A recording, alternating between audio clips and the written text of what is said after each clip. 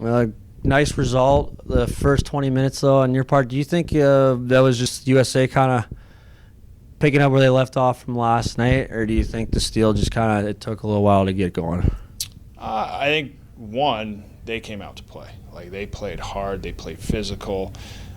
You could tell that they were ready to go. And our end, I think we were caught a little bit off guard, and quickly it was in the back of the net, and you know what, we had to readjust. We had some chances, but I think more than anything, in talking between periods, it was more about just stay focused with our process and the way that we do things. Don't worry about what the score says. We're here to work on our details and our habits, and that's what Brock always teaches and he preaches. So we stuck with it.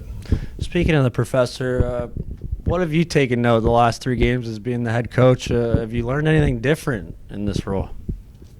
I think I just have a great appreciation for the organization. It just it's a reflection on the culture here. What Brock has put in place, what Mike has done, obviously Larry, and it's amazing where the culture is so strong. Where unfortunately Brock isn't behind the bench for those 3 games, but the kids respond, and the culture is strong, and it can hold, and we're able to win.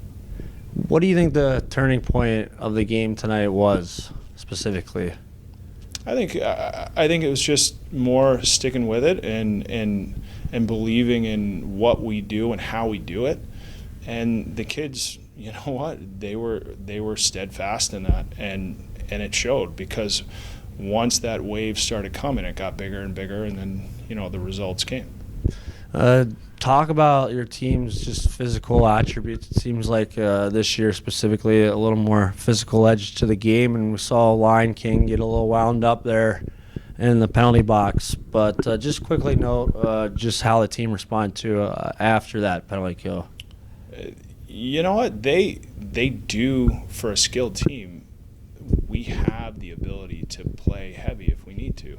And Adam is a great example of that.